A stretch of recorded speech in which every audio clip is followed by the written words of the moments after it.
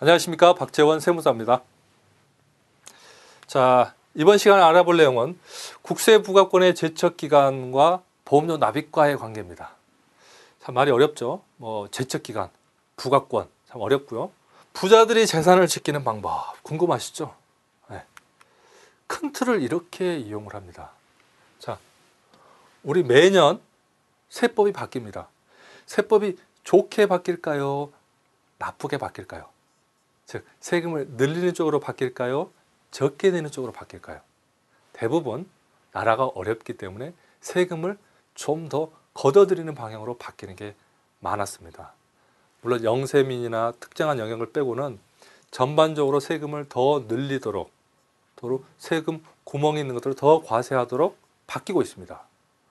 자, 이런 큰 틀에서 매년 바뀌는데 바뀌기 전에 어떤 걸 해놨다면 바뀌어도 과세를 못하는 겁니다. 그게 국세 기본법에 이런 내용이 있죠. 소급해서 과세하지 마라. 국세를 이미 납부할 의무가 성립했는데 그 거래에 대해서 새로운 세법에 의해서 소급해서 과세하지 말아야 한다. 이게 법의 대원칙입니다.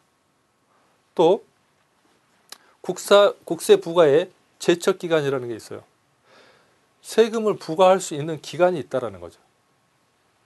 즉, 돈을 내야 될 의무도 있지만 국가에서는 어때요? 국세청에서 조사할 수 있는 권한을 줬습니다. 세금을 거두를 수 있는 권한을 줬어요. 그 권한 내에 해야 돼요. 권한을 평생 주는 게 아닙니다. 자, 그 권한을 부과할 수 있는 기간이라 했는데 일정 기간 지나서는 부과하지 말도록 되어 있습니다. 왜? 한 20년, 30년 전에 장사를 해서 세금 안 낸 걸 한 50년 후에 다시 과세한다는 말이 되겠습니까?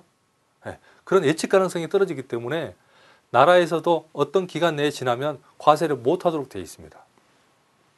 또 이미 부과는 했는데 돈을 못 걷어들였다. 통상 국세 소멸시효는 5년입니다. 5년 내에 못 걷어들였다. 그러면 더 이상 거둘 수가 없습니다. 네. 이게 간단한 다 아는 이야기 같지만 대부분 여기서부터 모든 컨설팅이나 상담이 시작되는 겁니다. 자, 내년에 이렇게 바뀝니다. 올해 뭘 해야 될까요? 그죠? 그래서 소급금지 과세를 원칙을 하는 겁니다. 예전에 세금 없는 비실명 채권 이런 것들을 가지고 있다면 지금 마음대로 움직여도 세금이 없다라는 거죠. 자, 그러면 그 중에 국세 부과권의 제척기간을 한번 이야기를 해볼게요. 자, 어떤 거냐?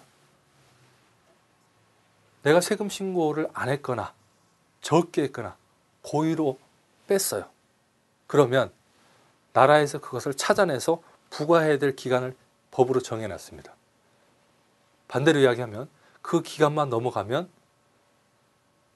부과할 수 없다는 이야기입니다. 부과할 수 없어요. 자, 그게 세목별로 다르게 해놨습니다. 소득세하고 상속증에서는 별도로 해놨습니다. 기간을 정해놨겠죠? 예를 들면 신고를 했는데 빼먹고 신고를 했어. 그러면 언제까지 찾아내야 돼요? 세무서에서는 5년 내에 찾아내야 됩니다. 5년이 넘어갔다. 부과할 수 없습니다. 신고를 안 했다.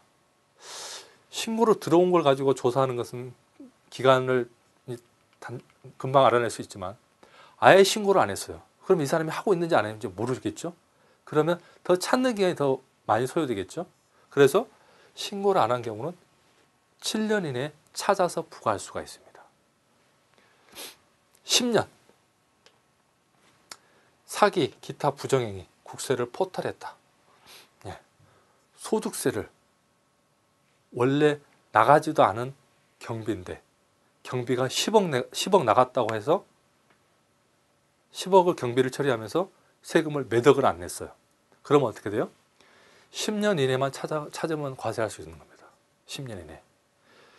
자, 그래서 소득세는 내가 벌어들인 소득을 탈루하고 누락하고 이런 것들에 대해서 5년, 7년, 10년이면 최장 10년만 넘어가면 어떤 경우라도 부과할 수가 없다라는 거죠.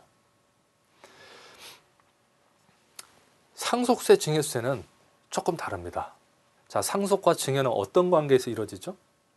부모, 자식, 가족 간, 배우자, 뭔가 은큼한 냄새가 나는, 그렇게 해서 준비를 오랫동안 할 것 같은 이런 경우는 어떻게 해요? 세무서에서 찾아내기 아무래도 어렵지 않겠습니까? 매일 식탁에서 야, 어떻게 한번 줄여보자 이렇게 해서 준비를 해온 걸 세무서에서 다 그걸 꿰차고 하기는 힘들겠죠. 그러면 그 기간을 좀 더 멀리 두고 있습니다. 그게 어떻게 해요? 일단 신고를 안 하면 10년, 10년 안에 찾으면 되는 거예요. 부정행위, 사기, 환급받았다, 15년, 굉장히 긴 기간입니다. 그때만 찾으면 되는 거예요, 나라에서는. 아, 이렇게 했더니 그 기간을 버티는 사람들이 있습니다. 15년 이상을 숨어서 재산을 가지고 돌아다니는 사람들이 있어요. 이렇게 하니까 이것도 한계가 있다. 그래서 어떻게 했어요? 특별하게 고도의 전문화된 그런 탈세, 그렇게 해서 세금을 줄이는 사람들은 찾은 날로부터 1년 내에만 과세하면 되는 겁니다. 어떻게 돼요? 10살인데 재산을 한 10억을 받았어요. 그런데 나타나지 않는 겁니다. 그분이 90세가 됐어요. 세무서가 그걸 알았습니다. 10살 때 10억을 받았지. 그럼 어떻게 해요? 80대 된 할아버지한테 가서 10살 때 10억 받은 거니까요, 1년 이내만 고지서를 보내면 돼요. 그 끝입니다. 굉장히 무서운 거죠. 앞날로부터 1년 내만 부과합니다. 그게 특별하게 정해놨어요. 어떤 경우? 실명법을 위반했대. 부동산을 다른 사람 명의로 해서 10년, 20년 금방 갑니다. 금방 가요. 다른 사람 명의로 해놓은 거. 그래서 다 찾아왔어요. 재산 빼돌린 거죠. 그건 앞날로부터 무조건 1년 내. 그리고 금융실명법 위반. 내 통장이 아니고 친구 통장. 계속 숨겨온 겁니다. 그걸 아들한테 준 거예요. 그럼 어떻게 해요? 그 간 날로부터 1년 내만 부과할 수 있습니다. 해외에 있는 자산, 이거 찾기 어렵죠. 그래서 발견된 날로부터 따지고 있고요. 골동품, 이런 것도 찾기 어렵습니다. 또 봤더니 그동안 빼먹은 세금이 50억이에요. 50억. 가만히 있겠습니까? 법 바꿨죠. 그래서 50억 이상이다. 그러면 안날로부터 1년 내에 부과할 수 있다는 겁니다. 자, 우리 반대로 이야기를 해보죠. 적절한 소득을 적절하게 분산을 하는 것도 방법이고요. 또 10년 전에 사업을 했던 자금을 어떤 금융자산으로 해서 활용을 했다. 10년이 지났다. 부과할 수 없다는 겁니다.